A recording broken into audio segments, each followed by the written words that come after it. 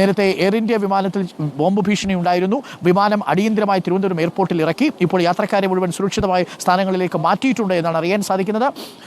റോഷിപ്പാൽ, അതൊരു വ്യാജ ബോംബ് ഭീഷണിയായിരുന്നോ?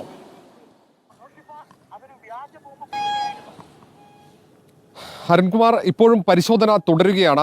ഏതാണ്ട് 7:35 തിരുവനന്തപുരത്തേക്ക് വരുന്ന മുംബൈയിൽ നിന്നുള്ള വിമാനത്തിന് ബോംബ് ഭീഷണിയുള്ളതായി അറിയിപ്പ് വരുന്നത്. അതിന് തൊട്ടു പിന്നാലെ തന്നെ എമർജൻസി ലാൻഡിങ്ങിൻ്റെ മുന്നറിയിപ്പ് നൽകുന്ന സാഹചര്യമുണ്ടായി.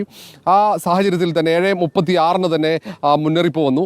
തൊട്ടു പിന്നാലെ തന്നെ എമർജൻസി ലാൻഡിംഗ് സുരക്ഷിതമായി തന്നെ വിമാനം പുറത്തേക്ക് ഇറങ്ങുന്ന സാഹചര്യമുണ്ടായി.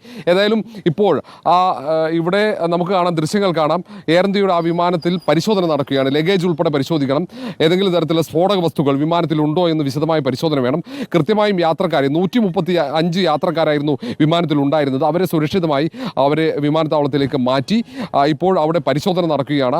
സുരക്ഷാ ഉദ്യോഗസ്ഥർ ബോംബ് സ്ക്വാഡ്, CISFന്റെ ബോംബ് സ്ക്വാഡ് ഉൾപ്പെടെ പരിശോധിക്കുന്ന ദൃശ്യങ്ങളാണ് അവിടെ ഉള്ളത്. ആ വിമാനത്തിൽ അകത്തും ഒപ്പം തന്നെ വിമാനത്തിലെ ലഗേജുമാണ് പ്രധാനമായും പരിശോധിക്കേണ്ടത്. ആ പരിശോധന പൂർത്തിയായി കഴിഞ്ഞാൽ മാത്രമേ ആശങ്കയ്ക്ക് വിരാമമുള്ളൂ. പക്ഷേ യാത്രക്കാരൊക്കെ സുരക്ഷിതരായി അവരെ പുറത്തേക്ക് എത്തിക്കാൻ സാധിച്ചിട്ടുണ്ട്.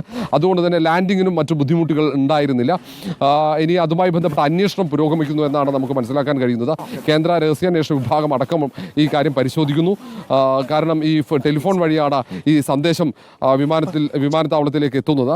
അത് ഏത് നമ്പറിൽ നിന്നാണ്, ഇവിടെ നിന്നാണ്, ആരാണ് ഈ സന്ദേശം നൽകിയത്, വ്യാജ സന്ദേശമാണോ എന്നടക്കം വ്യക്തമാകണമെങ്കിൽ ഈ പരിശോധന പൂർത്തിയാകണം. ഏതെങ്കിലും സ്ഫോടക വസ്തുക്കൾ വിമാനത്തിലുണ്ടോ എന്ന് മനസ്സിലാക്കണം. അതിനുള്ള പരിശോധനയാണ് ഇപ്പോൾ തിരുവനന്തപുരം വിമാനത്താവളത്തിൽ ഈ ഐസൊലേറ്റഡ് ഏരിയയിലാണ് ഇപ്പോൾ എയർ ഇന്ത്യയുടെ വിമാനമുള്ളത്. മുംബൈയിൽ നിന്നും തിരുവനന്തപുരത്തേക്ക് എത്തിയ എയർ ഇന്ത്യയുടെ വിമാനമാണ്. നമുക്ക് ആ ദൃശ്യങ്ങൾ കാണാം. ആ ദൃശ്യങ്ങൾ, അതിനൊപ്പം തന്നെ അവിടെ ഫയർ ആൻഡ് റെസ്ക്യൂ വിഭാഗമുണ്ട്.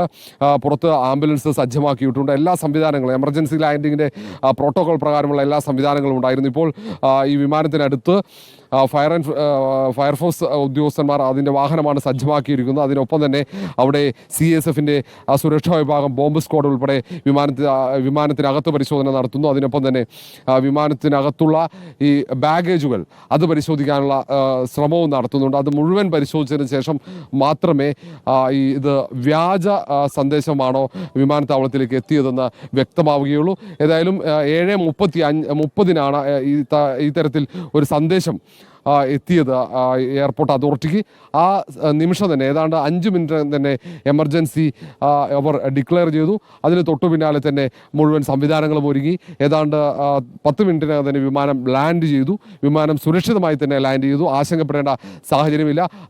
ആശങ്കപ്പെടേണ്ട സാഹചര്യമില്ല എന്ന അറിയിപ്പ് നൽകി കഴിഞ്ഞു.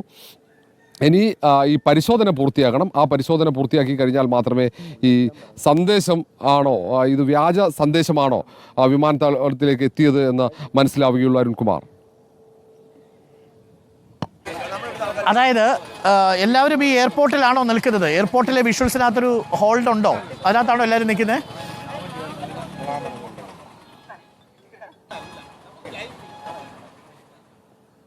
ഓക്കെ റോഷി, എന്തായാലും ആശങ്ക ഒഴിഞ്ഞിരിക്കുന്നു എന്നതാണ് ഏറെ പ്രധാനപ്പെട്ട കാര്യം. തീർച്ചയായും അത് വളരെ സ്വാഗതാർഹമായൊരു കാര്യമാണ്. പ്രേക്ഷകർ കണ്ടതുപോലെ അല്പസമയം നമുക്കൊരു പരിഭ്രാന്തി ഉണ്ടായി. കാരണം ബോംബ് ഭീഷണി വരിക, പലപ്പോഴും അത് വ്യാജ ബോംബ് ഭീഷണികളാണ് ഉണ്ടാവുക. നമ്മളുടെയൊക്കെ വിമാനത്താവളങ്ങളിൽ അതീവ സുരക്ഷയോടുകൂടിയാണ് കാര്യങ്ങളൊക്കെ നടക്കുന്നത്.